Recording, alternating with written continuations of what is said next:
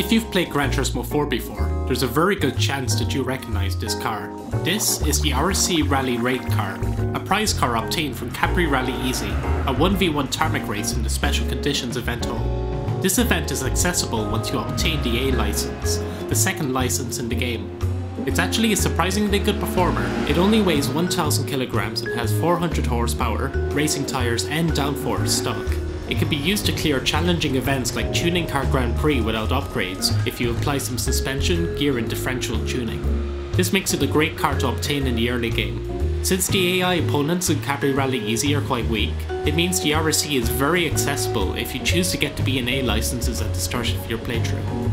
However, the reason the RSC Rally Raid is fondly remembered is not because of its performance. It's because the RSC's massive sell price of 265,624 credits enables the easiest progression skip in the game. Instead of using the RSC, you can sell it to buy and upgrade almost any car you want, which will likely be faster and are more versatile. To give one example, if you sell the RSC, you can buy the RX-7 Spirit R Type A from the Mazda dealership, max it out with all of the best parts so it produces over 600 horsepower, buy some medium racing tyres, then do some setup adjustment. It'll completely destroy events like Tuning Car Grand Prix. Not only that, it'll be able to compete against the JGTCs at All Japan GT Championship, and even some LMPs and Group C's at Gran Turismo World Championship, something that the RSC could only dream of achieving. Trading in the RSC for a car like the RX-7 has another advantage. The RSC isn't considered a production car, meaning it's ineligible for events like Supercar Festival. Meanwhile, the RX-7 is one of the best options for Supercar Festival in the game, as I showcased in my Supercar builds video last year. Even if you wanted to use the RSC for dirt and snow events, there's better options. The 265k could be spent in fully upgrading an Impreza Spec C from the Subaru dealership, which is arguably the best rally car in the game due to its incredible traction and wide power band even with turbo upgrades. There's simply a massive opportunity cost if you decide to keep the RSC instead of selling it. Gran Turismo 4 allows the player to reset an event's results, meaning you can repeat an event over and over to obtain the prize car multiple times. Costa de Amalfi is one of the most exploitable tracks in the game, as wall riding with traction control enabled is much faster than cornering normally. Capri Rally Easy can be cleared in under 10 minutes, meaning you can get at least 6 RSCs, valued at 1.6 million credits per hour. While there are more efficient progression skips in GT4, Capri Rally Easy is by far the most accessible and the most infamous of them all. One day, I asked myself the question, what's the fastest way to obtain and sell the RSC? To answer it, and to potentially challenge myself, I planned out a route. There are two main requirements, obtaining the B&A licenses and buying a car that can do laps around Costa de Amalfi as fast as possible. Gran Turismo 4's license tests are very time consuming. Every license has 16 tests in total, with 3 of these being guided one-lap tests, some of which take over 2 minutes to complete. Even a top-level speedrunner with hours of practice needs over half an hour to get the B&A licenses. Casually, this is likely to take a lot longer, as some tests are difficult to complete first try. There is a saving grace, however. The NTSC U version of Gran Turismo 4, released in the US, allows you to import the B&A licenses alongside up to 100,000 credits from a Gran Turismo 3 save. GT3's licenses are far less time consuming, with only 8 tests per license, and none of them taking over a minute. Doing the tests in GT3 instead of GT4 could potentially cut the time spent doing licenses in half, perhaps even lower. There is one downside. Typically when you complete a license in GT4, you'll get prize cards for all bronzes, all silvers, or all golds. Getting all bronzes in the B license gives a Volkswagen Lupo, which can be sold for a credits boost before you buy your first car. If you import the license data from GT3, while you still obtain the licenses, the test results will be blank, meaning you won't obtain any prize cards. This is okay though, as while the A license can potentially give some strong cars we could use in Capri Rally, like an Acura DNX for all silvers, and a tuned Skyline GTR R34 for all golds, it just costs too much time to go for these when GT3's licenses are so short in comparison. As a side note, this route is only possible with the NTSC U version of Gran Turismo 4, as the PAL and NTSC J versions import credits from GT3 and the licenses from GT4 Prologue. The credits import also serves as a massive boost, and allows us to afford cards we otherwise couldn't obtain with our starting 10k credits. When you start a fresh game of GT3, you'll have 18k credits, so you can just save and import these credits straight to GT4. Having 28k gives us plenty of options: the Camaro SS, the Supra Twin Turbo R, the Sylvia Spec R Aero. All of these can beat Capri Rally easy without much hassle. However, if we could somehow obtain a few extra 1000 credits, another new option opens up: the HPA Motorsports Stage 2 R32. Nothing comes close to this car's raw performance at this price level, thanks to its massive peak power and pre-tuned upgrades, and it's perfect for our needs. But how do we earn more credits without adding minutes to the run? We can't enter races without obtaining a car first, and while GT4's missions award credits for completing them, we don't have the IB license required to enter.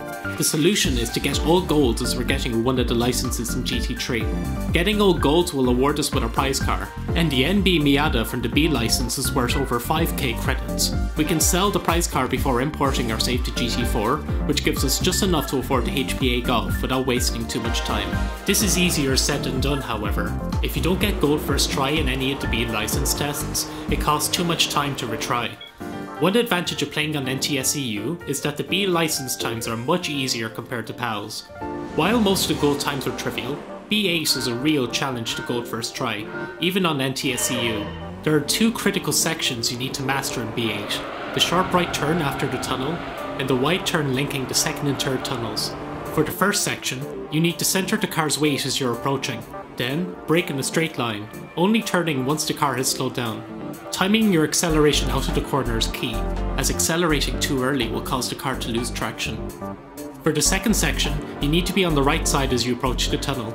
Then, you need to throw the car into the inside of the turn, scraping the left tunnel wall. Controlling your speed mid-corner is important, as carrying too much speed will cause you to hit the wall as you enter the tunnel.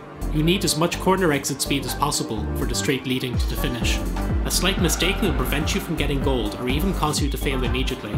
It takes hours of practice, memorizing Trial Mountain's layout and learning the GTR R32's handling behaviour to go this test consistently.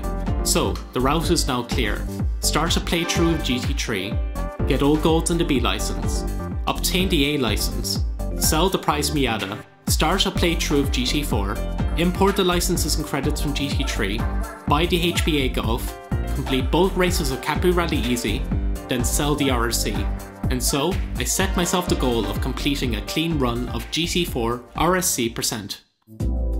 I did over 40 attempts at this route, and my fastest time was 24 minutes and 15 seconds. Full disclosure, this is not a serious speedrun attempt, for multiple reasons. I played on PCSX2, an emulator, which has noticeably faster load times than a regular PS2. The speedrun.com leaderboards currently don't allow emulator runs for GT3, though I do hope that they'll be allowed someday, as GT3 any % is a really interesting speedrun and deserves to be more accessible. GT4's leaderboards have recently allowed emulator runs, however, and it will be exciting to see how the community grows from here. I'm mainly doing this for fun, to showcase one potential route a player can take through the early game, if they have access to both GT3 and GT4. For the rest of the video, I'll walk us through the entirety of my 24:15 run, and explain all of the tech and strategies I employed to lower my time. If you'd like to watch an uncommented version of my run, there'll be a link in the description below. So, let's get started. Enjoy your time in the mountains.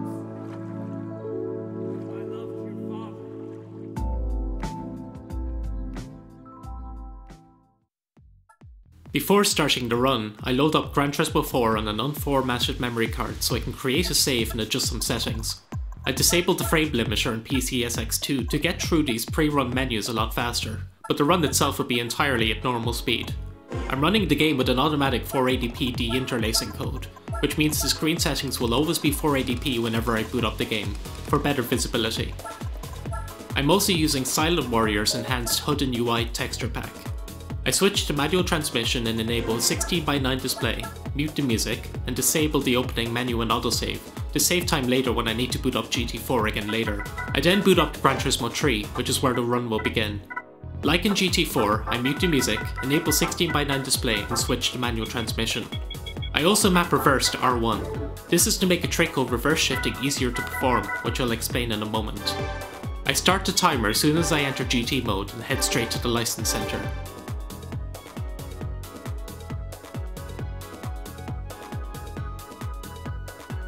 In B1, by launching in second gear, launch wheel spin is much reduced for a faster launch.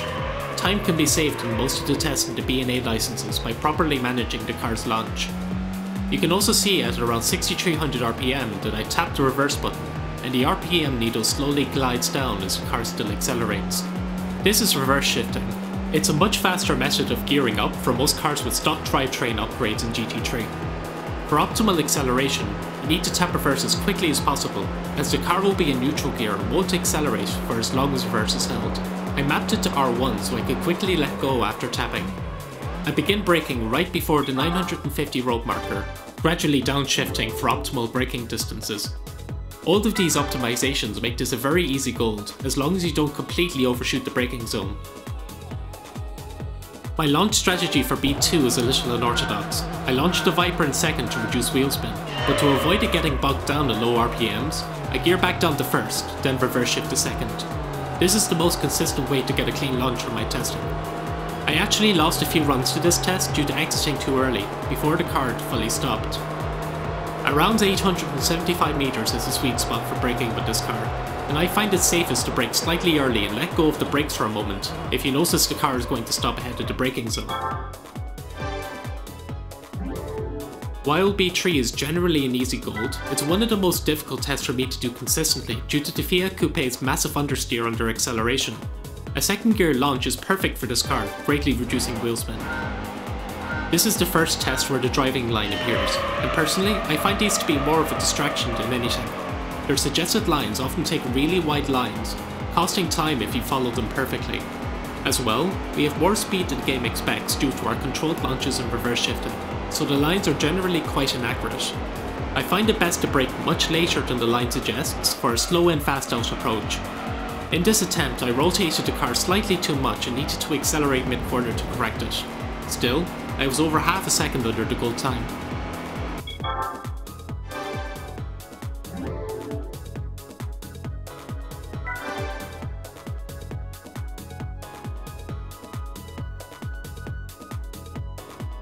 B4 is the first of two tests using the S2000, and to reduce launch wheel spin, I try launching it at around 3000 RPM. Reverse shifting is a massive time saver with this car, as the time spent changing between gears is increased for a high RPM engine like this, and reverse shifting cuts it all out.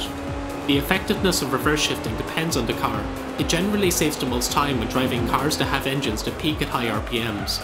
While it's highly effective right now, there are some cars later where it only saves minimal time. The S2000 has much more fluid handling than the Fiat, and you can generally get a clean line out of the hairpin regardless of your approach.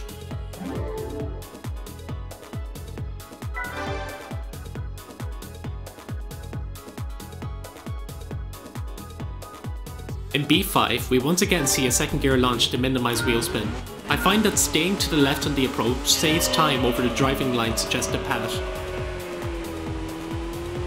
B5 is the test where the effectiveness of reverse shifting is usually most evident. With a clean run, a time well under a second of the goal time is possible. Unfortunately, a few small mistakes cost me some time here, as I lose speed by skidding when throwing the car right. As well, I carried slightly too much speed entering the tunnel and hit the wall right as I was reverse shifting the third. Despite these mistakes, I was still over half a second under the goal time.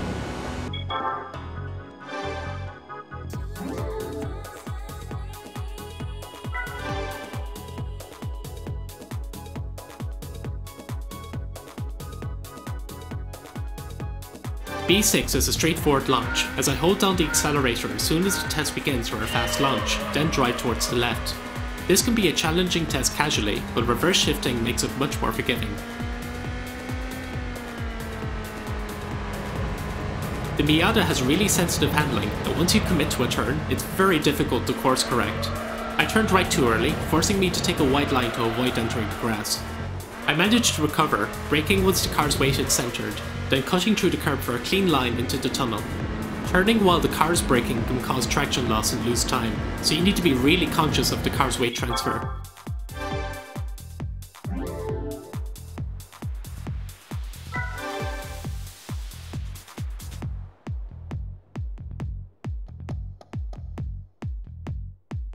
B7 is another challenging test casually that's trivialized by reverse shifting.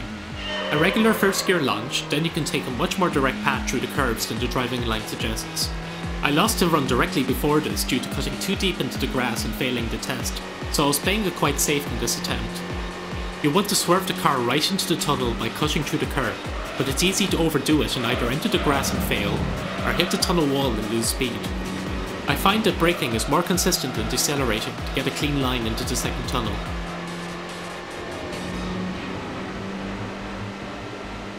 I lose around half a second here from sloppy menuing, bringing me back into the test instead of exiting.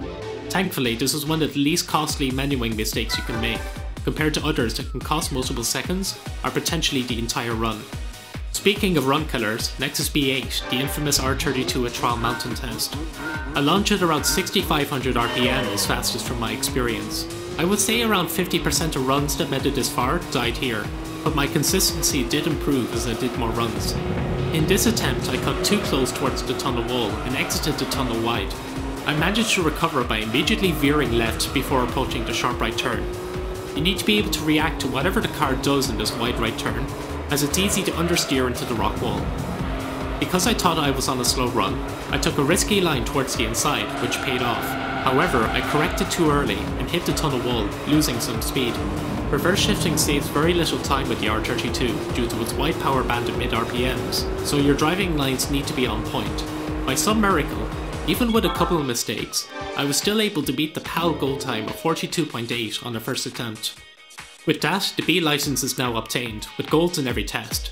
This awards us with a special colour NB Miata worth 5.8k. While the prize car animation does take time, we easily make it back thanks to the extra spending power it provides us in GT4 later on. I was around a second slower than my PB due to the time losses in B5 and B7, but I knew there was plenty of time to save later in the run. The pressure is off now, as the A license can be cleared with any result.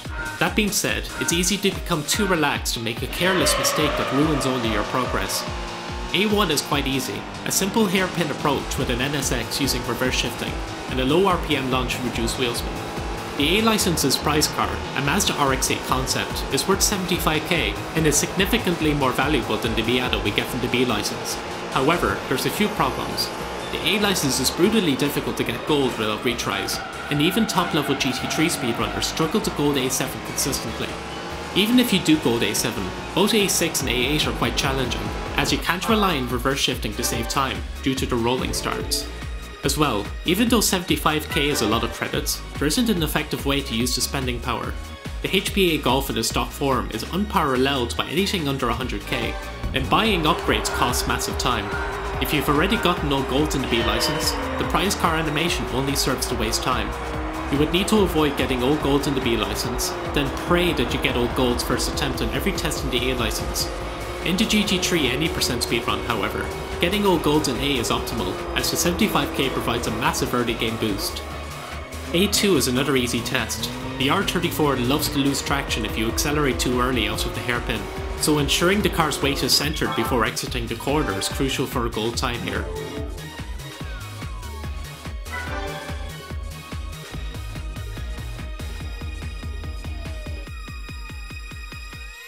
A3 is another S2000 test, and it's very easy to get gold in. Like before, a 3000 RPM launch followed by reverse shifting.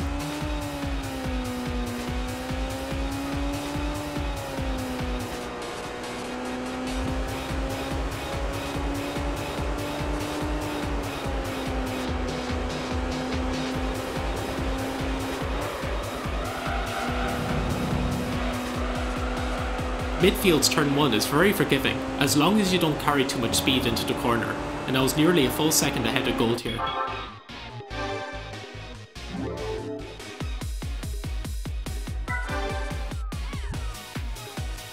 In both A4 and A5, by launching in second gear, gold is pretty much guaranteed as long as you don't make any major mistakes. This circle test might seem unassuming, but I'd actually lost a good paced run by touching the curb and hitting one of the inner cones, so I played it very safe this time around. Don't make the same mistake I did, try to avoid the curb, as it will deeply unsettle the car. You can gear back down to second like I do if the car is understeering and you want it to rotate more easily. I always wondered why the RX-7's model is so low res in these circle tests, but I'm pretty sure it's because the circle track has poorly programmed lighting. If you drive behind the cones to the side, the car's opacity will glitch out. Something funny about this route is that there's a massive contrast between the GT3 segment, where you're trying to drive as cleanly as possible with all assists disabled, to GT4, where you're driving a 500 horsepower behemoth with heavy stability management and traction control. I've come to really appreciate how GT3's license tests teach you how body roll and wheel spin affect a car, and how to both avoid and utilise them to your benefit. We saw in many of the tests so far how the car's handling behaviour changes depending on where the car's weight is, which is something that's less obvious in GT4 due to its stiffer physics. While GT3 definitely feels very floaty, as cars often respond heavily to even slight turn inputs, it's satisfying to learn what you need to do to get the fastest time in each test. Because the curb is much wider in A5, you can drive onto it without much risk, though I did choose to avoid it to prevent any accidents. Going back to discussing license tests, I do find it a shame that GT4 forces the player to drive with heavy traction control for many of its tests. When playing GT4 casually 2 years ago, I immediately went to obtain the B license, and I was shocked how poorly most cars handled, particularly in the one-lap tests. Traction control and front-wheel drives both triples acceleration and amplifies understeer, and it was such a sharp contrast compared to GT3's tests, where assists are mostly disabled. It wasn't until I began racing with assists disabled that I realised that the game wasn't the problem, it was the license tests. While many would argue that getting the licenses all in one go is an optimal start, I feel that the game is much better paced if you obtain licenses only as you need them.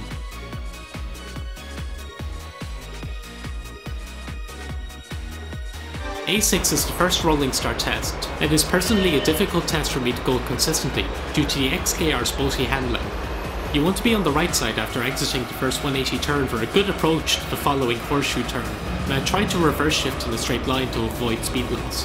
The next turn is about finding the right moment to slow down so you can allow the car to rotate while decelerating, then cut into the curb to get a straight line exit.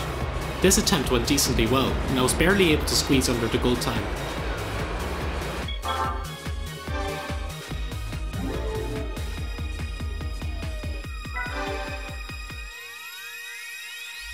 A7, one of the most infamous license tests in GT history, since its goal time requires an incredibly precise manoeuvre, and it's the absolute highlight of this run in my opinion. Straightening the car and reverse shifting mid-air provides the best acceleration uphill. I then aim the car towards the left curb, so it'll lift the rear left wheel and slightly unbalance the car. After braking to 60 mph, I gently rotate the car in second gear while avoiding heavy skidding. I somehow nail a perfect line and get gold first attempt. A year ago, this test used to take me at least half an hour to get gold in, so being able to do it first try is a massive accomplishment for me. Because I've gotten golds in every test up to now, I need to make sure I don't get gold in AA to avoid the prize car animation. I play it safe in the downhill approach by decelerating, and I swing the car from right to left for a sharper turn on the hairpin. Cones are dangerously placed in this test, and I lost a run by carrying too much speed through the downhill and going off course. I avoid gold by 2/10, and with that, the A license is cleared. While the bulk of the GT3 segment is now cleared, there's still plenty of menuing that needs to be executed before we can switch to GT4. From the garage, we can sell both the Miata we won from the B license and save the game. A menuing mistake here can cost seconds, and in one run, I accidentally exited the garage before saving and had to wait for the game to load as I re-entered. Nerves are a factor at this point, since the run is now entered go mode, and it's easy to become unsettled and make trivial mistakes. Once the game is saved, we can close GT3 and begin the GT4 segment. Because we disabled the opening movie in the options before the run, it saves time as we boot up the game. The precise menuing continues, as we need to enter GT mode as soon as the game opens, enter the garage to import our GT3 data, then go to the tuner village and buy the HPA Golf. In one of my runs, I was so caught up in nerves that I forgot to import the data and went straight to the HPA dealership, only realising my mistake when I couldn't buy the car due to having only 10k credits. You can imagine it was pretty crushing to throw away a run like that after clearing the GT3 license gauntlet. Menuing from the garage to the tuner village, then from the tuner village to the special conditions event hall, is quite awkward due to the tuner village's menu placement. The HPA Golf is the optimal choice for multiple reasons. It has over 520 horsepower, an insane amount for a car that costs less than 32k. For comparison, a Volkswagen Golf R32 costs 43k and has less than half the power of the HPA. This massive peak power has a downside however. Below 4000 RPM, the HPA has extremely low torque, and it will stall if you don't keep it at high RPMs. Thankfully, this will be easy to manage since it's a 4-wheel drive and I'll be driving in manual transmission with traction control enabled.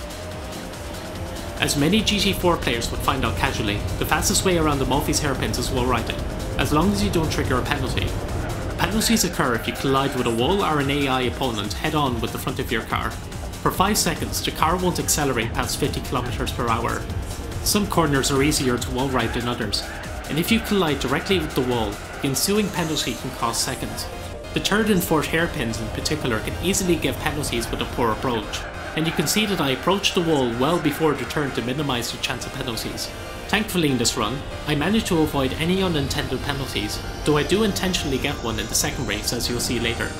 Once you've initiated the wall ride, game usually won't deliver a penalty, despite colliding with the wall mid-turn, though it depends on the car. Something that massively affects how the car handles in these races is stability management, or ASM.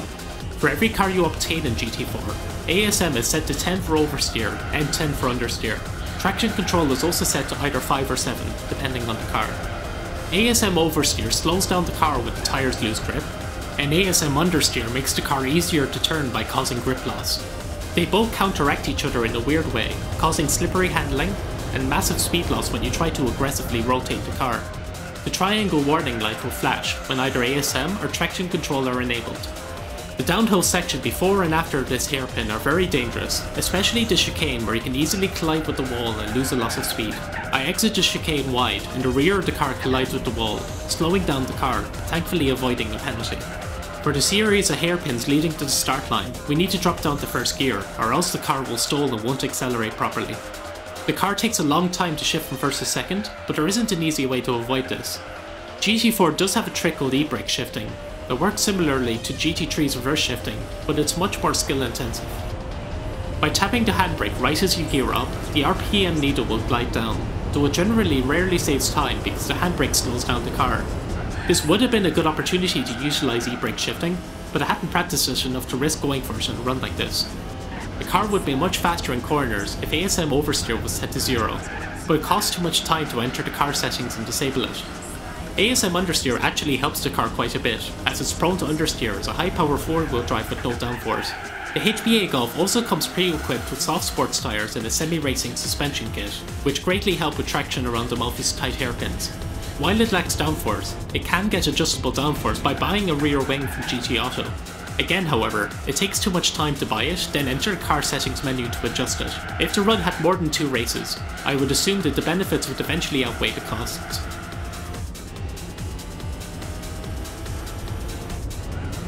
The idea for RSC% came about because I wanted to see what the optimal starter car was if you imported the 18k credits from a brand new GT3 save. It dawned on me that getting the B&A licenses is way less time consuming in GT3, so for fun, I timed how long it took to get the licenses in GT3, import them alongside the starting 18k credits to GT4, then obtain a car to complete Capri Rally easy.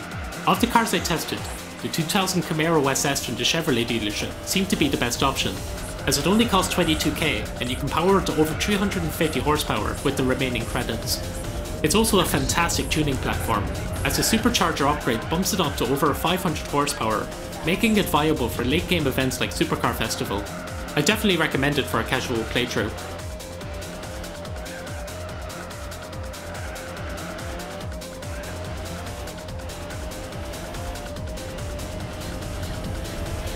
I tap start twice to end the race and skip to replay, then hold down X to the credit screen to speed up the animation. There's some careful menuing while exiting the race, as it's easy to accidentally re-enter the race after the credits animation by mashing X, which loses seconds. Moving to race 2 is quite easy, as I can tap right as the menu loads in and mash X until I've entered the race. I saved 5 seconds against my PB split here, as my PB had 2 penalties on the 4th hairpin that I managed to avoid this time around.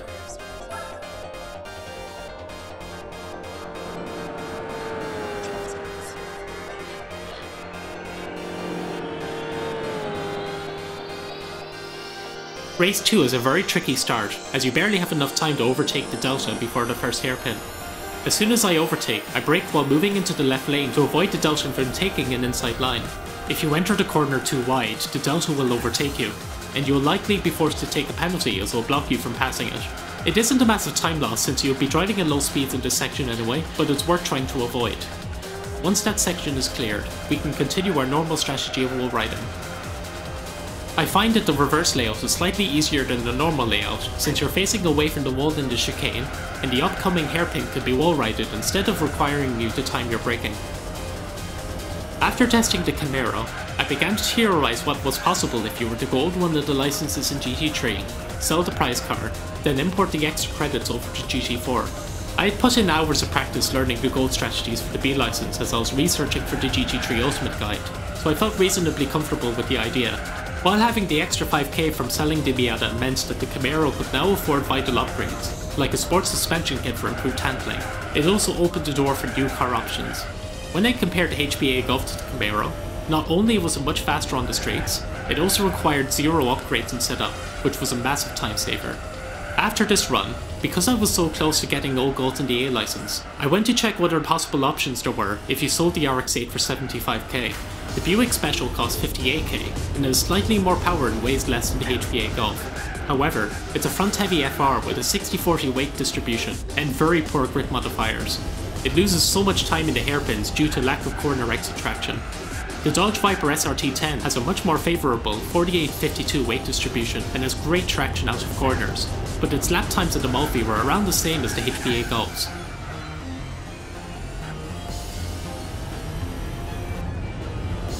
Coming up next is the one intended penalty of the run. Because I'm approaching the hairpin with so much speed, I decided to ram into the wall to rotate the car without braking, and take the penalty going into the hairpins. The penalty has little to no effect in this low speed section of the track, and it saves me having to precisely time my braking. Any car that seems like it could compete with the HPA Golf is set back by the fact that they come with sports medium stock, while the HPA Golf comes with sports softs. In a casual setting, the Viper SRT10 would be a much better long-term investment, but the HPA beats it in this scenario by being a much more complete package in its stock form. In my Gran Turismo 4 Ultimate Guide, I talked briefly about how importing a GT3 save can impact your early game decision making. I recommended the Viper SRT10 and the Impreza Spec C as 2 cars you should consider buying using the extra credits. I admit that I overlooked the HPA Golf, and I would probably give it a shout out if I could go back in time. I do feel that it's a much less beginner friendly car than the Viper and Impreza, however, due to its tendency to stall at low RPMs. It's also set back by the fact that it's not a production car, so it's ineligible for events like Stars and Stripes and Supercar Festival. It breezes through the early game, but you'll eventually need to find something viable for the more challenging road car events. Of course, this is easy to accomplish if you do Capri Rally easy early and sell the RSC like I'm doing right now.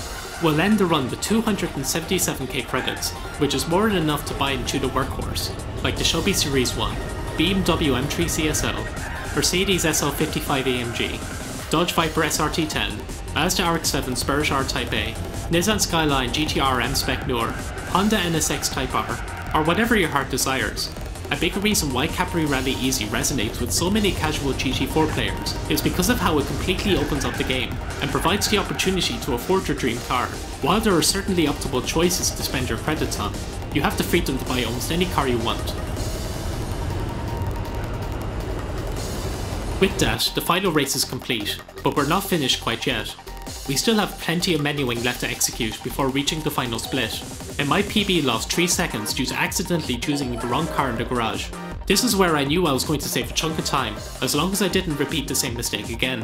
When you enter the garage, the cursor is hovering over the filter drop downs at the top, so you need to make sure you tap down enough times to scroll down to the RSC. There's 2 triangle presses to return to the GT mode main menu, then tapping L1 will warp the cursor to the garage.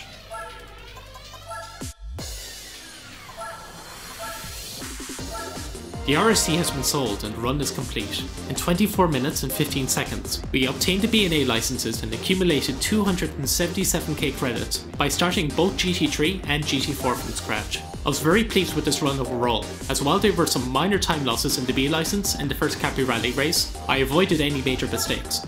That's all for now, thank you for making it this far. If you found this route interesting, consider giving it a try yourself and see how we get on. While the B license does require some skill to get all golds in, it's a rewarding experience and you'll learn a lot about the game's handling physics in the process. You can also choose to ignore the gold times and use the 28k credits to buy KEMMEI SS, which is the second best option for beating Capri Rally Easy as fast as possible. Let me know if you have any thoughts in the comments below, and I'll see you in the next video.